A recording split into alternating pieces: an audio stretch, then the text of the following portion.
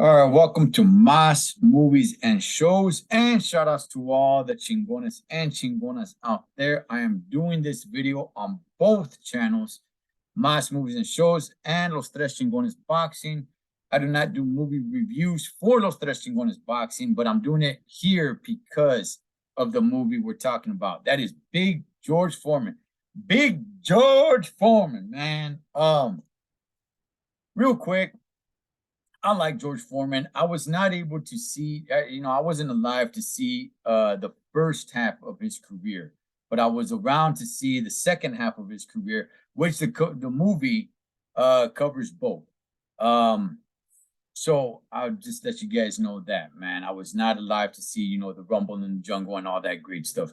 But anyway, let's get into the movie. I went with my son to the AMC to go check this one out.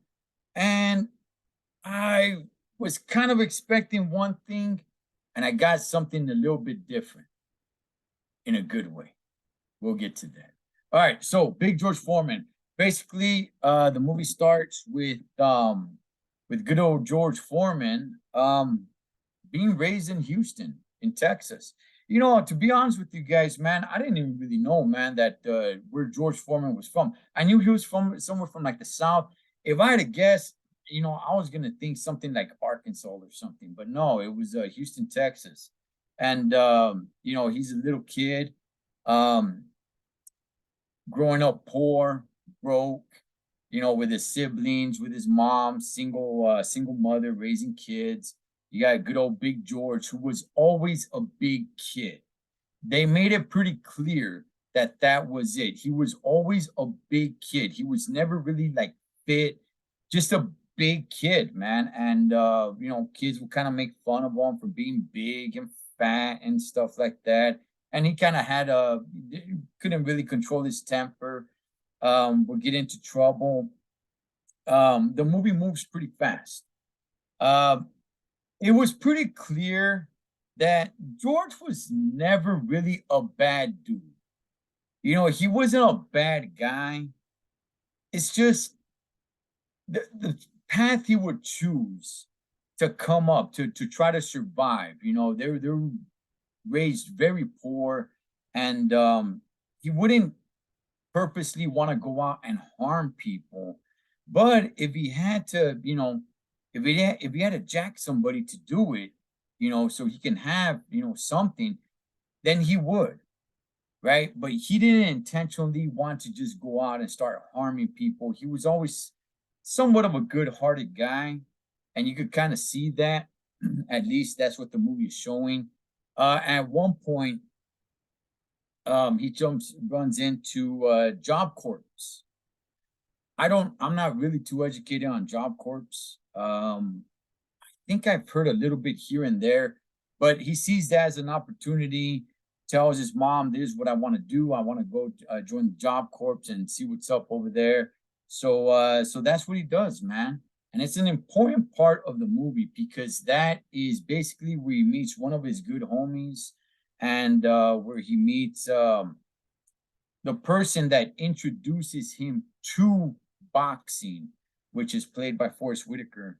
And man, I'll tell you guys, when he goes there, he stands out because he's, like I said, he's always been a big guy. So even as a young adult, he's still a big, massive dude. And he can see that he's not going to take any crap, right? And he can see that he's pretty intimidating. You can see that people are kind of scared of him, especially if he stands up to them, right? He's just a giant of a guy. And he has a little bit of problems here and there while in the Job Corps. Now, like I said, I'm not too familiar with the Job Corps. What it seemed like, at least there, what the movie showed, it was almost like a little bit of the military, kind of like going to boot camp a little bit. Not strict like that where they're trying to make you fit or anything of that nature, but you do live there. You are in bunkers a little bit like sort of the military. You eat three squared meals a day. You got to go to class. You got to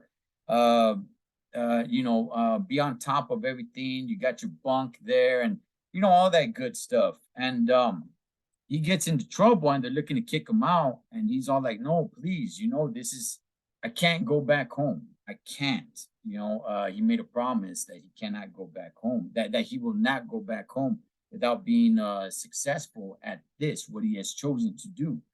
And that is when he is introduced to boxing. Now, here's the thing about boxing, okay?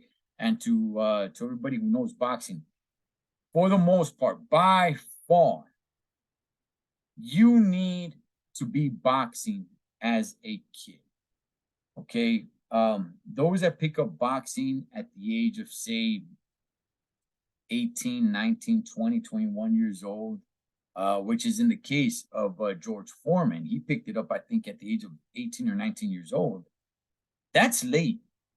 That is late, especially if you plan on going far in the sport of boxing, if you plan on making this your career, if you plan on becoming champion and becoming an actual boxer, that's late in the game.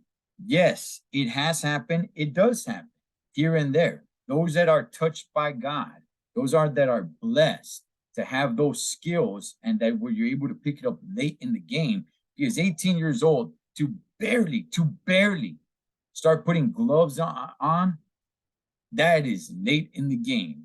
But it's rare, but it does happen where you can pick it up late in the game and be great at it. And in the case of George Foreman here, he picked it up, and he hit hard, man, and everybody was able to see that. We hits the bag, and it's like, man, this guy's got some crazy power. He sees the article back in those days, man, reading the newspaper. He sees Smoking Joe Frazier, and he's all like, you know what? This is what I want to do. I want to become champion of the world. And everyone's like, hey, whoa, George, you're just barely learning. And he's all like, no, this is what I want to do. He sees the vision.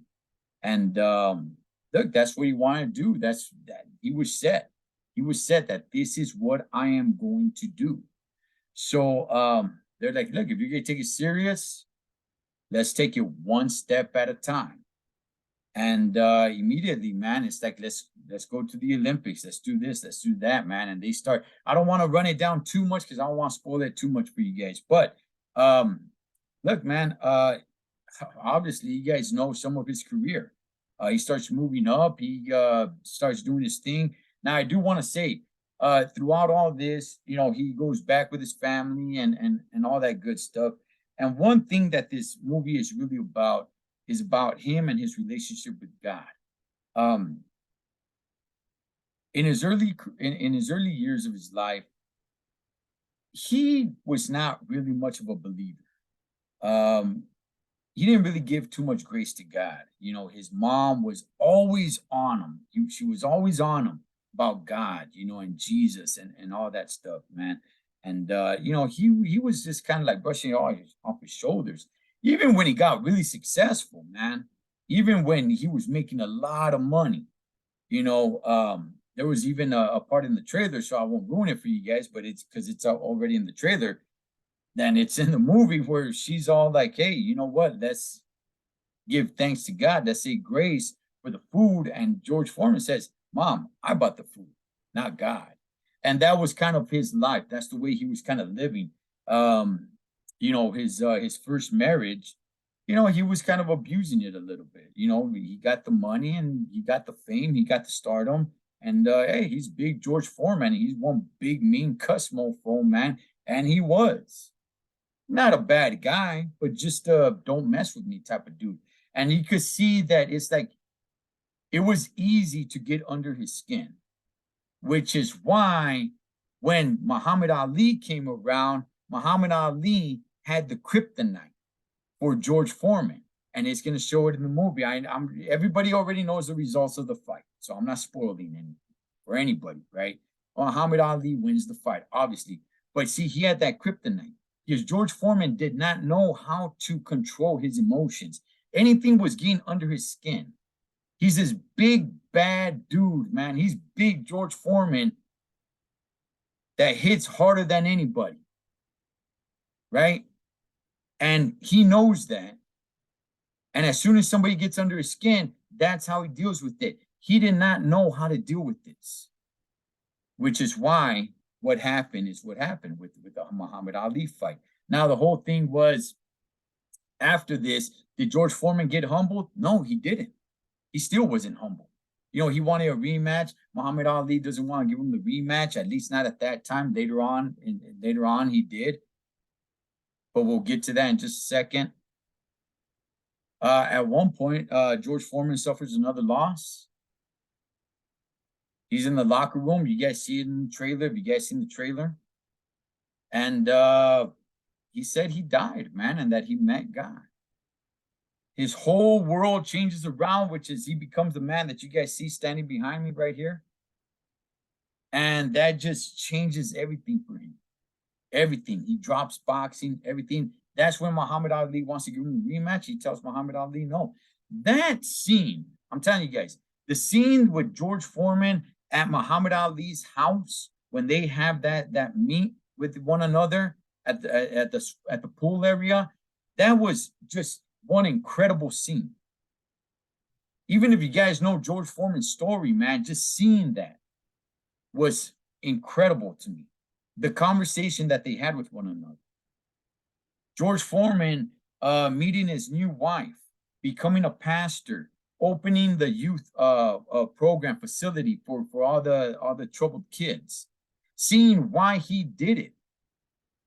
While he was a pastor and a grandmother coming with her grandson saying, my son is in trouble. He keeps getting into problems.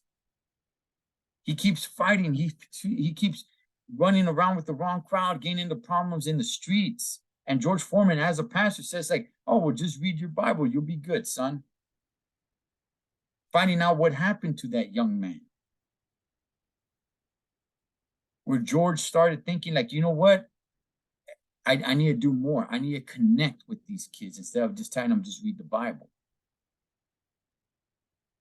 And then his homeboy doing them dirty. You know, I don't want to spoil too much who does what. But I'm telling you guys, man, this movie was incredible. Okay. In the beginning, I'm going to say for like the first 30, 45 minutes, not that it was slow, but it wasn't really wowing me too much. It was wowing me enough to stay interested into the movie.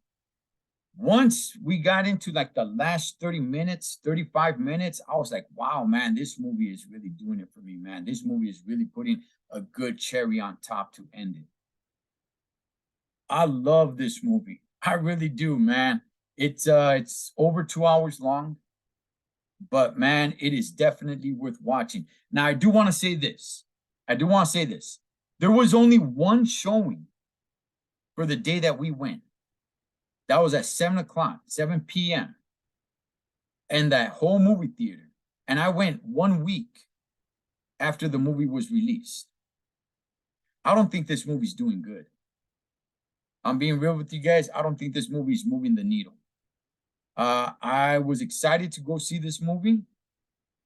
We went. There was only one showing that entire day. The entire day. There was only one showing. And by the way, that movie theater was empty. It was my son, myself, and I think probably like 5, 6 other people in there. In the entire theater. I don't think this movie's doing good in the box office. I don't think it's making much money. But damn it, hey man, this is one heck of a good movie.